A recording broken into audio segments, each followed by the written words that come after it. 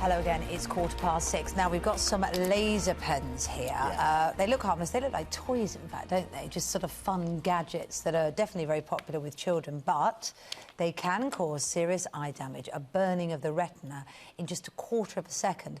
So it is. It's so fast and apparently painless when it happens as well. That's why ophthalmologists and parents are now saying they should be banned. Yeah, lasers have been making the headlines, I'm sure you'll remember, in the last few weeks after two separate planes were targeted by them at Heathrow, forcing one to abort its journey after they'd been dazzled the pilot.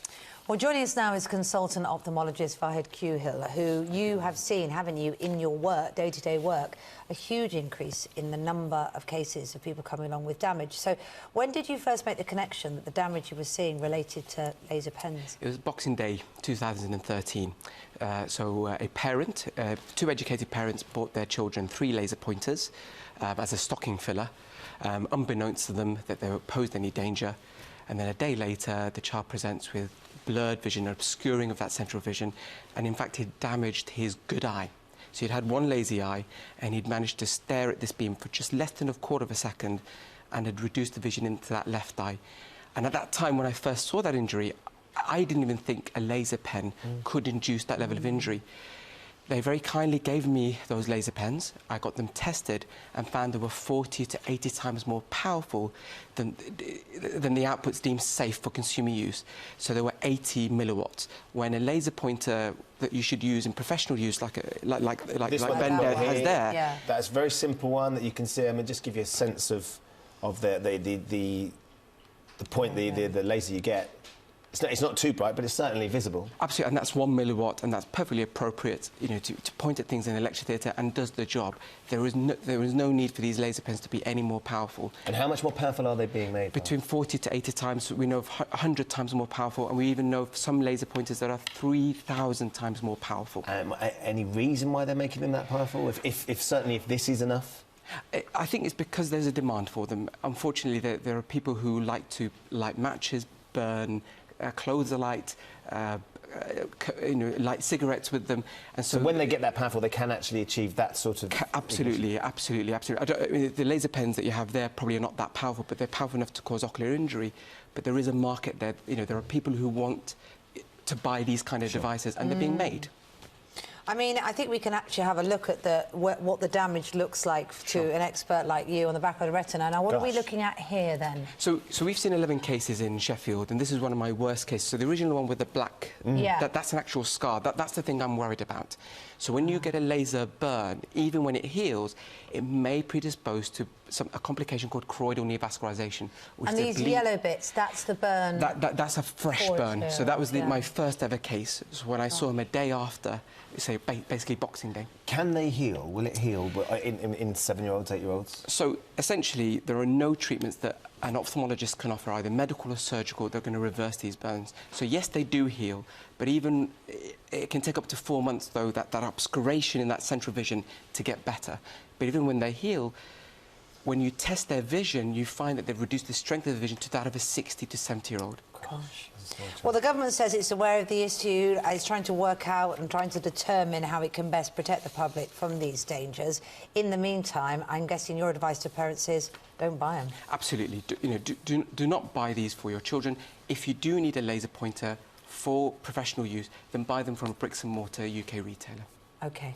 All right, thanks very much indeed. Well, thank you very much. Thanks for coming in, Fahd. Pleasure. And in fact, after 7, we're going to be speaking to an 8-year-old who suffered this thermal burn on his eye from playing with a laser pointer, and his mum, who also, unsurprisingly, wants them banned. You can understand why, can't you? It's coming up to 20 minutes past 6. Getting a refund from this laser pointer that Ben's playing with here, it may look harmless. It looks like the sort of gadget that kids would love to play with. Yeah, silly, wouldn't it? Very popular with children, but they can cause serious eye damage, burning the retina of the eye in just a quarter of a second, and that's why ophthalmologists and parents are calling for them to be banned. Yeah, lasers have, of course, been making headlines in the past few weeks. 2 planes, 2 separate incidents were targeted by them around Heathrow. One of them had to abort its journey because the beam dazzled the pilot.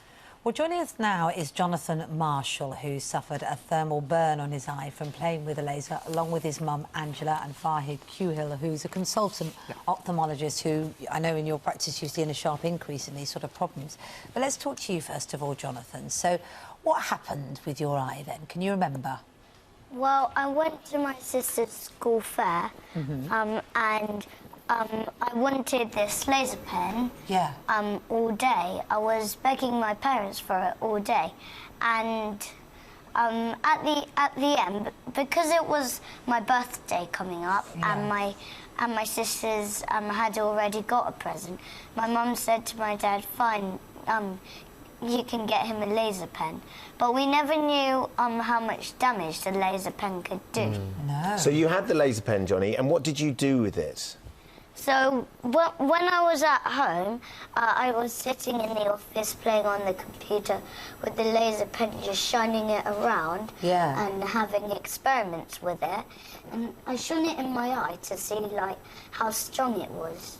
And as you shone it in your eye, did you feel any pain or anything? Well, I felt a about a quarter of a second after, I felt a blur in my eye. Okay, and so your eyesight, did that change slightly? You knew there was a mark in the eye when you were looking round, that blur was there? Yeah. Very, very frightening, isn't it, Mum? Because obviously, you know, they're fascinating gadgets, they're fun for kids to look at. I bet it never crossed your mind that something like this could happen, did it, at that school fair? No, we bought it from a pocket market stall at the fair, and £6. And as Jonathan said, he'd been looking at it all day, and it didn't cross our mind, being at a toy stall, pretty much, that it could do the harm, which it did. And in fact, if it had been within the UK regulations, then it wouldn't have done the damage. But unfortunately, it had been imported, and therefore it was actually a Class 3B laser, which is between 5 and 500 milliwatts. Yeah, so what we're talking about here is that in the UK, they're never stronger than 1 milliwatt. Yes. Which is safe, is that right to say? That won't do your eye damage? I mean, essentially, I wouldn't advise anybody to shine a laser pointer into their eye. Of any strength, But if it's 1 milliwatt, yes, then the likelihood of it causing injury is very small. But the problem is that on the internet and from abroad, much stronger laser pens and laser gadgets are coming in, aren't they? Correct. And they can be mislabeled even. So they can be advertised as being 1 milliwatt, but we know they're anything between 40 to 100 times more powerful. And like we said, this quarter of a second, that brief exposure is enough to cause a retinal injury that's life-changing. Yeah, Fahd, I think we've got some footage of some eyes that have been damaged by these laser pens. Just talk us through what we're looking at here. So we've seen about 11 children now in Sheffield, with the last case of an 8-year-old just last month.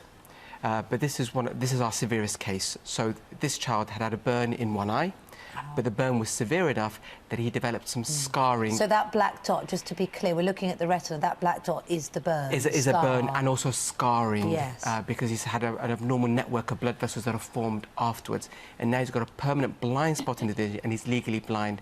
And you see how small that scar is?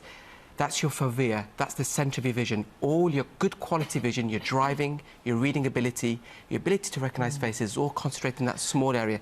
Once you lose that, no other part of the retina can compensate. OK, and I think we also can look at a burn that's happened straight away, which appears as orange, doesn't it? So what would you recommend people do? So this was a day after Obviously, nobody should ever, shine a laser into their eye, but kids play, don't they? They're testing, looking at it, is it working, all of that kind of thing. So what would you advise people to do? So essentially, don't buy laser pointers for children. That's, you wouldn't give a child a knife, you wouldn't give them a laser pointer. If you're a professional and you need to use a laser pointer, say in lecture theatres, then I would advise you buy it from a bricks and mortar UK retailer. Yeah. I would not buy it from an online website, just because you can't be sure of what you're buying and what the power is. Johnny, how's your eye now? Is it getting a little bit better? It's got a tiny bit better. Good. 6 months after the damage actually happened, we went to the opticians, and they said it's went down a tiny bit, but I won't be able to plot grass when I go up. What a shame. And what would you say to anybody then out there who maybe has a laser pen, a little boy or a little girl sort of your age, what would you say to them? I would say ban lasers and stop them coming in from China. Yeah, stop them coming in from wherever they're coming in from. Fahd's got his thumbs up to Absolutely, that. Absolutely. yeah. Well, look, Johnny, you're obviously a very bright young lad, Angela. You must be very proud of him nonetheless, and let's hope that the eye can continue to regenerate and gets a little bit better. Thank you for coming and sharing your story. It's been great to meet you. Thank you very much indeed.